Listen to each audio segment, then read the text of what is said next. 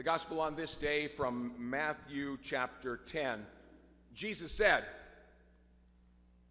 perhaps the two most important words of this gospel, Jesus said, "Whoever welcomes you welcomes me. Whoever welcomes me welcomes the one who sent me.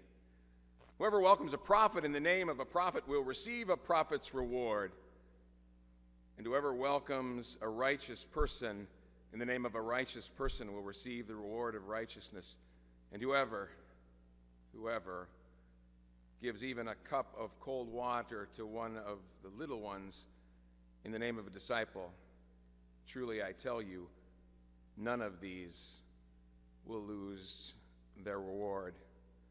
Or in other translations, "Whatever you have done to the least of these, my sisters and brothers, you have done it to me," Jesus said. Years ago, when we were traveling around town or about the country with our 3 children, Kathy and I would often say when we would pass by someone on a corner or walking along the street looking downtrodden, there goes Jesus. We said it once after a sermon where a text like this was read, and we said it quite seriously, there goes Jesus. Our kids kind of picked that up. So when we were driving by a person with a cup out, whether it would be in LA or Dallas, Texas, or even here in Fargo, kids would say, "That was Jesus. How come we didn't give Jesus anything?" And of course, how do you explain that to little children? So I began the practice of keeping a case of gum or a case of Coke or even some apples in the car, and whenever I would go back, I would maybe just at least hand something out, because I had to do something, didn't I? Whoever gives even a cup of cold water to one of these little ones in the name of a disciple, truly I tell you, none of these will lose their reward. We didn't do it because we'd get some kind of reward. We did it because, or at least we think about doing it, because if it's not Jesus, it's one of Jesus' kids, isn't it?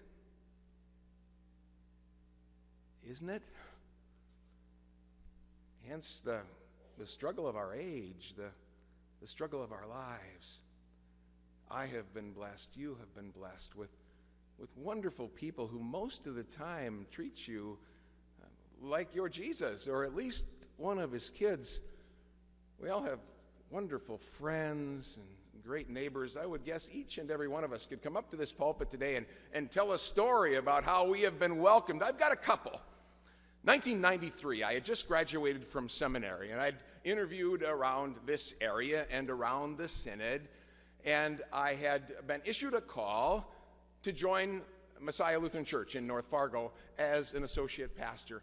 I accepted that call, but I was still a student, and I was actually still working in town and commuting, so I had some time. So I took some of that time after the congregation had voted, but had not yet introduced me, to meet some of the folks. So my first stop, I think this was probably in May, was over to Bethany Nursing Home, where I'd gotten the list of the Messiah shut-ins that were there, and I went to the desk.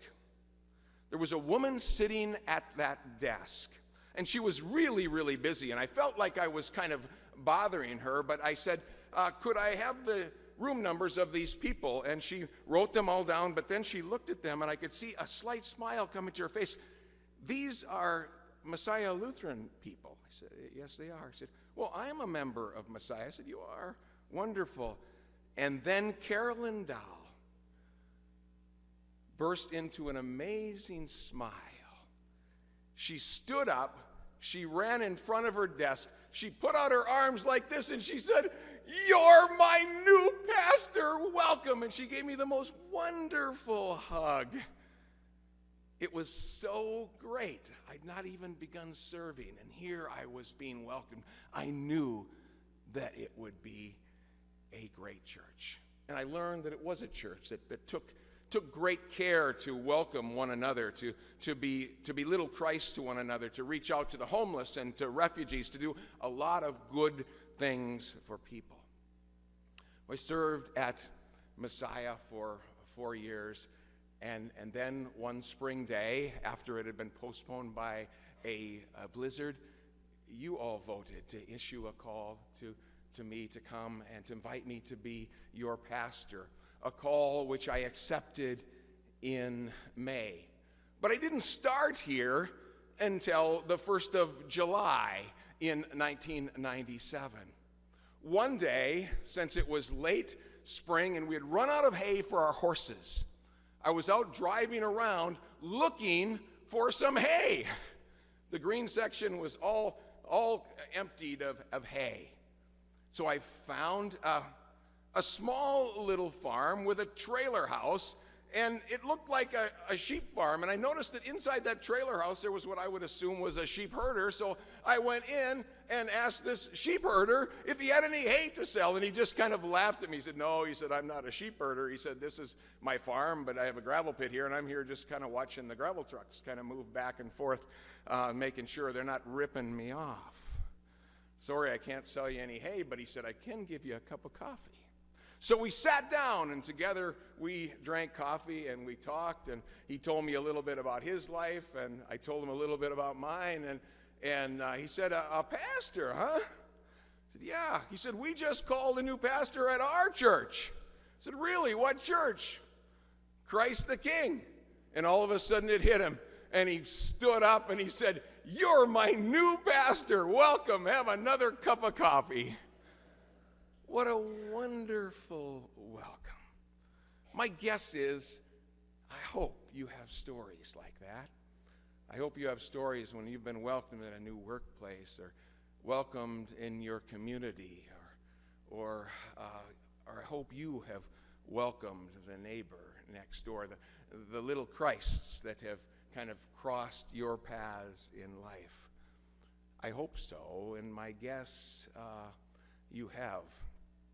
Oh, I think about my life and the wonderful ways that people have been Christ to me. I remember when our little girl died, and then this phenomenal parade of people into our yard on that day. My cousin plowed the yard all day long. All the ladies in the community just brought food, and I've told you the story about Phyllis Lice that's bringing Kathy into that nursery where our daughter died, and holding her hands and praying over that place and reclaiming that place, a place where we still live now, and probably because of that prayer, because she was treating us like we were little Christ, like we were these neighbors. Probably she sanctified that room so we could raise the next 3 babies that we were gifted with. I remember when we were losing a piece of land, how one day I was out there struggling with an old broken down combine, and the next thing you know, 4 neighbors come in to help me combine, and then showed up to plow it. I remember our new neighbors, the Johnsons, Steve and Linda, who they were the new ones in our midst, but it seemed like they reached out to us and were wonderful neighbors to us. We have great stories, and I'm sure you do too. But even though those are important stories, and we need to continue to do that, it's really easy to welcome those who are like us. It's maybe a little bit harder to reach out and help those who don't look like us or act like us, who may be a different color, or maybe worship God in a different way, or maybe don't worship any God at all. And it's important, as Jesus says, to welcome those as well. So I'm proud to be a part of a church that reaches out and does that. Lately, we've been helping Kurt and our youth serve at Churches United for the Homeless. We go only once a week, once a month on a Tuesday night. And one of the things I've tried to do is as a pastor, I look out and I try to see them as the neighbor Jesus tells me to take care of. But I take it a little bit further, and I try to see I'll tell you, on Tuesday I saw a woman must have been 85 years old. She looked just like my mom, and she said, "Where am I going to sleep tonight?" And then I saw a young couple, and it looked like my own children, and I saw them with many kids, and the kids were misbehaving, and my first thought is, look at this rotten parenting. I'm thinking, no, how would I parent if my kids were in a homeless center?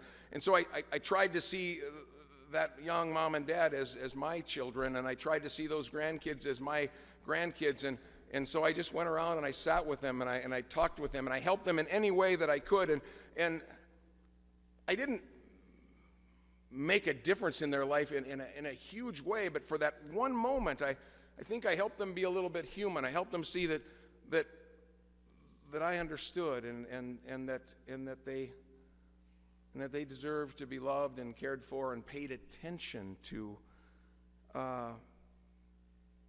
as much as my own kids, my own grandkids. So let me say thanks for all that you do for your neighbors, for those easy calls, and for those hard calls, for those of you that are introverts. I know how hard it is to pick up the phone or just drop in and say hello, but thank you for what you do. And thank you for what you do for the homeless in many ways through this church. Thank you for what you do for world missions through our Grow Group and our Mission Fest. Thank you for caring.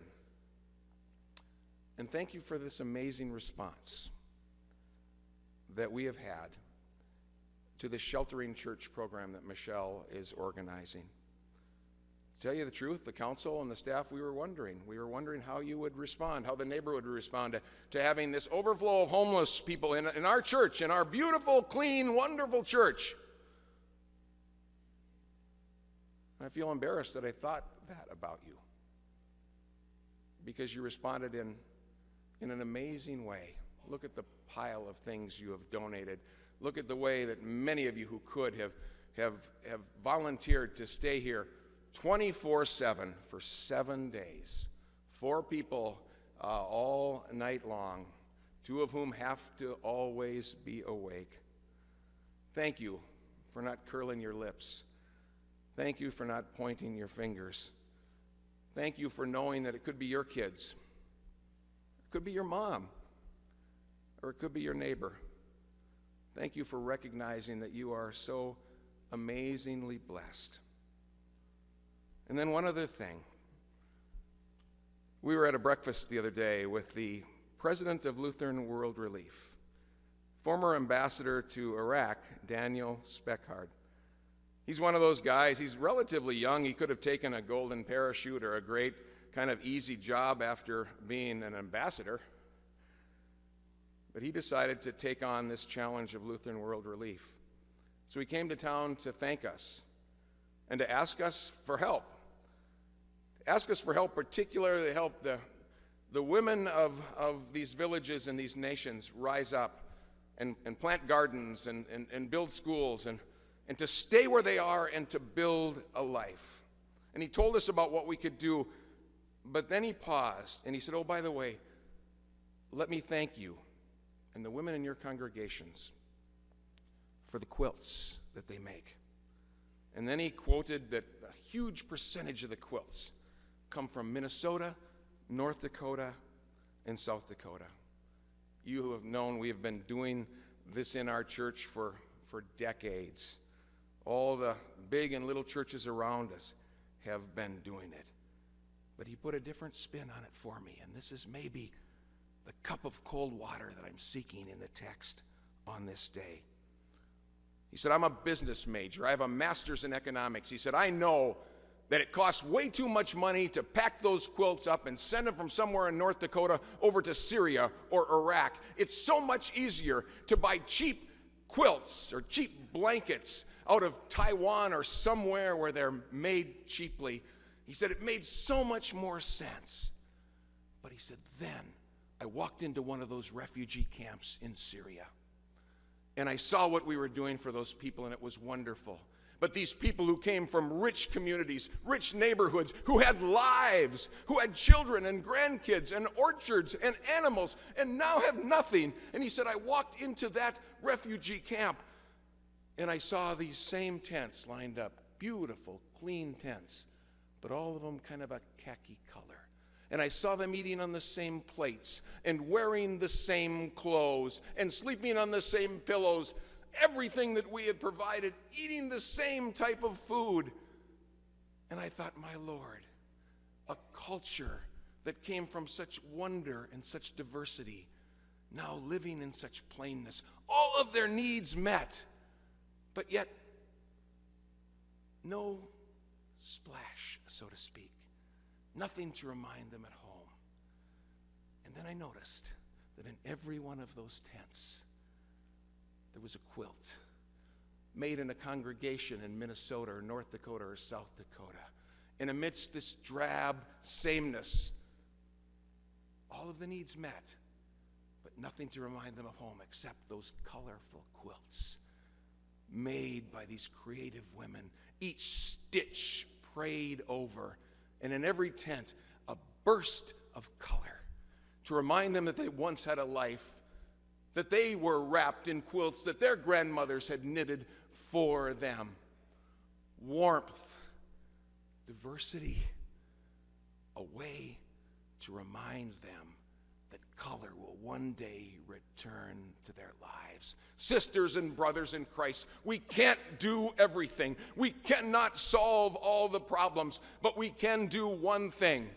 Whether it's a homeless person here on our streets or one of our big cities or a refugee all across the ocean, we can do something to make them feel normal, to make them feel like they are beloved children of God. Maybe it's a stick of gum. Maybe it's a hug. Maybe it's a Coke. Maybe it's a quilt. Maybe it's a church that says, we will feed you once a month. We will house you once a year. We will do something so you don't feel like you are nobody. Because nobody is nobody. Everybody is a beloved child of God that deserves to be loved, that deserves to be taken care of, that deserves a Lord, or deserves people to love them as they have been loved. So I don't have Aaron to show me the thing that I'm looking for right now, but I'm going to find it. Let us pray. Called by worship to your service, forth in your dear name we go. To the child, the youth, the aged, love in living deeds to show. Hope and health, goodwill and comfort, counsel, aid, and peace we give, that your servants live in freedom. May your mercy know and live. Christ, have mercy. Lord, have mercy upon all of us and all of the Jesuses that wait on our corners.